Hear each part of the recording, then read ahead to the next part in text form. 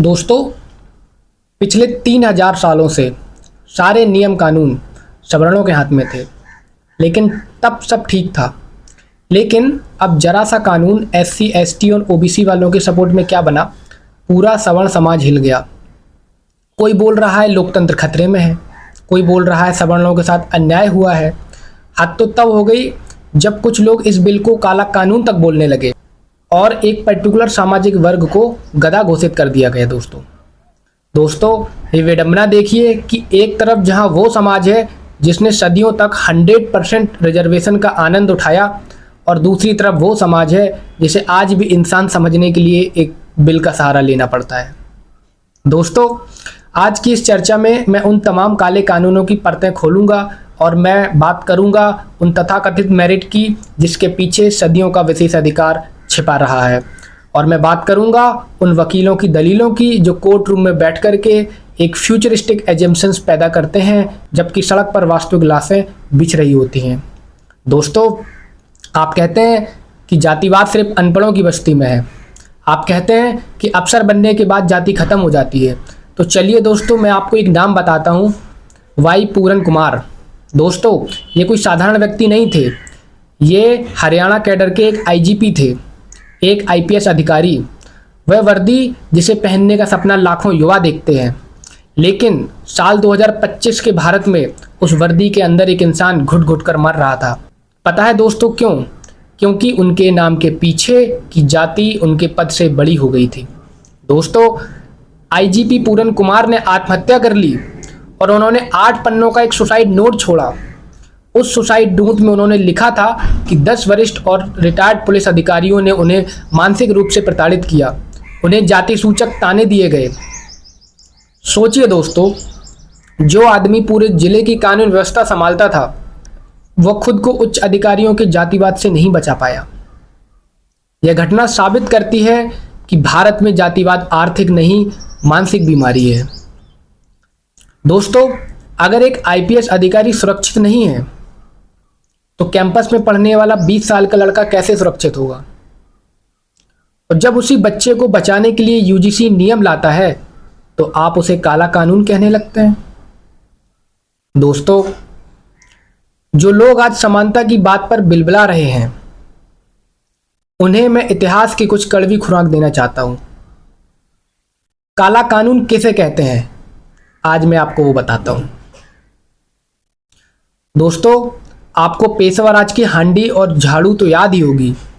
पुणे की सड़कों पर दलितों को अपनी कमर पर झाड़ू बांधनी पड़ती थी ताकि उनके पैरों के निशान मिट जाएं। गले में हांडी लटकानी पड़ती थी ताकि उनके थूक जमीन को अपवित्र ना करे। क्या यह काला कानून नहीं था दोस्तों? भूल गए ट्रावणकोर का वो ब्रेस्ट टैक्स जिसे मूलाक्रम कहते थे, जो दलित महिलाओं को अपनी छाती ढकने के लिए अधिकार के लिए लगाया गया था। नांगेली ने जब अपनी छाती काटकर थाली में रख दी तब जाकर वो कानून बदला था दोस्तों, वो काला कानून नहीं था। दोस्तों, याद करो वो मनुस्मृति जिसने 3000 सालों तक शिक्षा को सिर्फ एक वर्ग के लिए 100% आरक्षण रखा। दोस्तों, क्या वो काला कानून नहीं था? मनुस्मृति में लिखा था कि अगर कोई शूद्र वेद सुन ले तो उसके कानों में पिघला हुआ शीशा डाल दो, अगर कोई वेद बोल ले तो जिह्वा काट लो। क्या वो काला कानून नहीं था दोस्तों?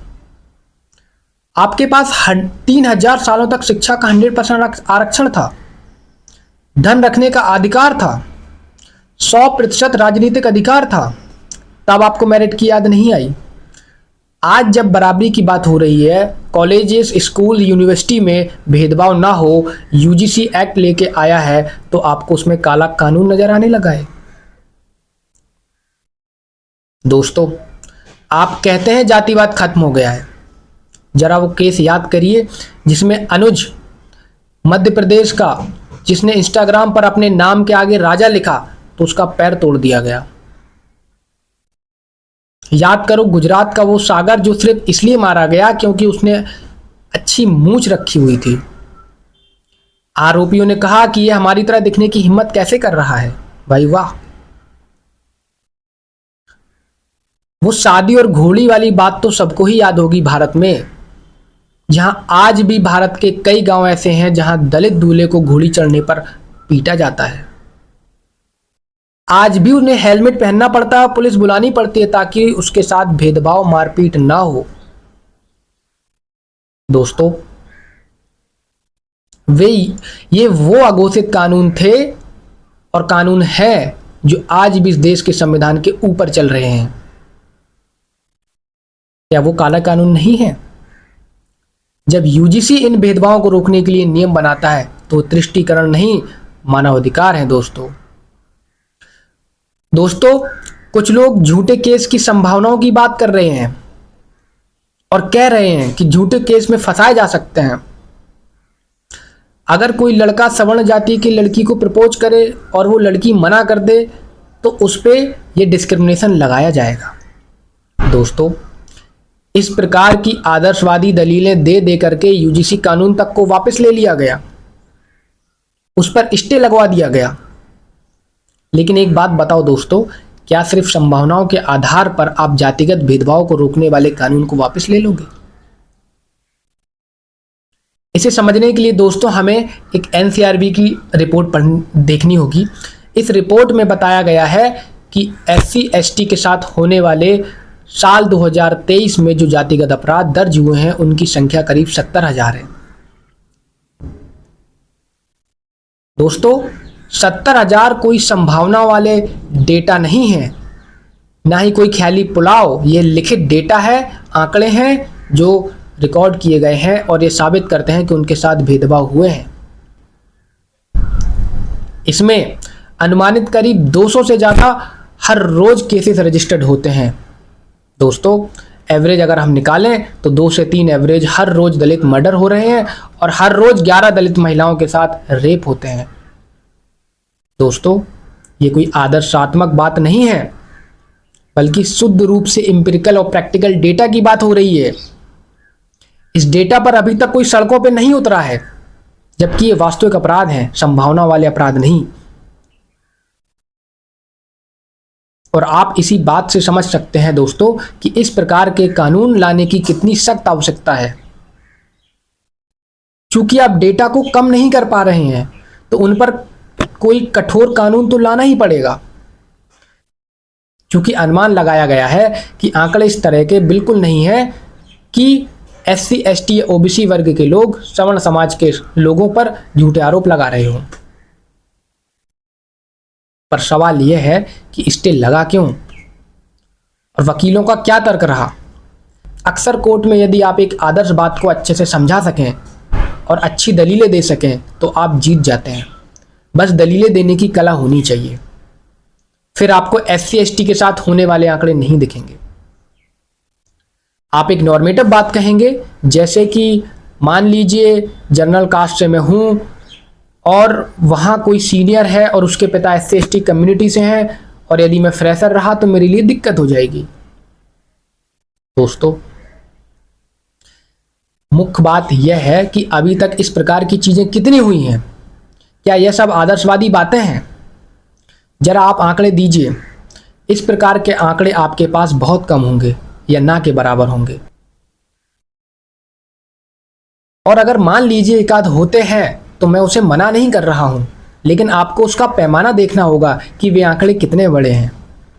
जहां आप एक तरफ स्कूल कॉलेजेस में जातिगत भेदभाव के कारण 118% मामले बढ़े हैं और रोहित वेमुला और पायल तडवी जैसी घटनाएं देखने को मिलती हैं और उनके माँ बाप के संघर्ष के बाद वो 2013 वाली यूजीसी की गाइडलाइन सेट करवाई गई थी, तो क्या और स्ट्रिक्ट गाइडलाइन बनाने के लिए एक और रोहित वेमुला को आना पड़ेगा? दोस्तों, दूसरी बात, अगर रैगिंग से संबंधित स्पष्ट परिभाषाएं नहीं दी गई हैं तो क्या एकदम से झूठी रैगिंग के केस होने लग जाएंगे? इतने सालों में आज तक एससी एसटी ओबीसी वर्ग द्वारा जनरल कास्ट पर लगाए गए झूठे आरोप शायद कहीं मिले, लेकिन आपने उसी आधार पर एक बिल को रुकवा दिया। रैगिंग की स्पष्ट परिभाषाएं और उससे संबंधित जो भी कमियां हैं आप उन्हें देख सकते हैं और नए नियम ला सकते हैं, उन्हें संशोधित कर सकते हैं, लेकिन इसका मतलब ये तो नहीं कि आप पूरे बिल को ही रोक दें। दोस्तों, क्या आपने कभी इंसान की रफ्तार में ये दोहरापन महसूस किया है? याद कीजिए दोस्तों, किसान का आंदोलन, जब किसान 1.5 साल तक कड़कड़ाती ठंड और गर्मी झेल रहा था, तब सुप्रीम कोर्ट ने नहीं सुना। सरकार ने जो कानून लाया था उसे लगातार जारी रखा और यहाँ देखिए अभी मुश्किल से 3-4 दिन ही हुए होंगे और यूजीसी एक्ट को उस कानून पर स्टे लगा दिया। भाई वाह, कमाल है। वैसे सुप्रीम कोर्ट से हम क्या उम्मीद कर सकते हैं और हम क्या करना चाहिए? जब बेंच पर एक ही वर्ग का दबदबा रहेगा तब तक आम आदमी और पिछड़ों की सुनवाई कौन करेगा? असल में तकलीफ तो यही है ना कि अगर सवर्णों ने SC ST OBC के साथ जातिगत भेदभाव कर दिया तो उन्हें आंच नहीं आनी चाहिए। इसलिए जो कानून 24 घंटे में कमेटी बिठाने और 15 दिन में रिपोर्ट सौंपने की ताकत रखता था, उसे सवर्णों की सुविधा के लिए रोकने की कोशिश की जा रही है। लेकिन दोस्तों, आप घबराइए नहीं, मैं आप सभी के लिए एक बहुत जरूरी सूचना समाधान लेकर आया हूं। याद रखिए दोस्तों, यूजीसी भारतीय समाज में जो जातिवाद निहित है वो आज की जरूरत है, लेकिन तब तक आपको हमेशा सजग रहना होगा और इस तरह के जातिगत भेदभाव के खिलाफ हमेशा अपनी आवाज उठानी होगी। अगर आपको यूजीसी का हेल्पलाइन नहीं मिलता है तो कोई दिक्कत नहीं दोस्तों, आपके पास 24/7 पुलिस हेल्पलाइन नंबर मौजूद है। अगर कॉलेज कैंपस में, हॉस्टल में या किसी फेस्ट में, इवेंट में या फिर लेक्चर के दौरान कोई भी आपके साथ जातिगत बर्ताव करता है तो बिना झिझक पुलिस को तुरंत कॉल करिए, आपको वहीं मौके पर इंस्टेंट सॉल्यूशन मिलेगा। पुलिस SC ST एक्ट के तहत उसे गिरफ्तार करेगी और उसके बाद जांच होगी, क्योंकि अंत में जो कमेटी अपनी रिपोर्ट सौंपेगी वो पुलिस को ही सौंपेगी। अगर आपके पास वीडियो या गवाहों के रूप में ज़्यादा से ज़्यादा सबूत है तो आप तुरंत केस को एस्केलेट कर सकते हैं। बस घबराइए मत, अपनी आवाज़ उठाते रहिए। यूजीसी का यह कानून आज की यूनिवर्सिटी शिक्षा की सबसे बड़ी ज़रूरत है। और याद रखिए दोस्तों, भेदभाव रहित पढ़ाई से ही देश आगे बढ़ेगा। ख्यालों या हवाओं में कोई विश्वगुरु नहीं बनेगा। हमें कॉलेज कैंपस में किसी भी कीमत पर भेदभाव नहीं चाहिए। हम यूजीसी के इस कानून का फुल सपोर्ट करते हैं, इसे लागू करवाने के लिए अपना पूरा समर्थन देते हैं, क्योंकि हमें समझना होगा कि ये गाइडलाइन किसी समाज को दबाने के लिए नहीं, बल्कि समता यानी इक्विटी और इक्वलिटी के बीच एक बैलेंस बनाने के लिए लाई गई है। तो दोस्तों, इस वीडियो को हर उस छात्र तक पहुंचा दो जो सिस्टम के आगे खुद को बेबस समझता है। अगर आपके साथ भेदभाव हो तो डरो मत, सीधा एक्शन लो। इस वीडियो को शेयर करो, कमेंट में अपना सपोर्ट दिखाओ, चैनल को सब्सक्राइब करो, क्योंकि ये लड़ाई लंबी है। मिलते हैं अगले वीडियो में। धन्यवाद। जय हिंद, जय भारत।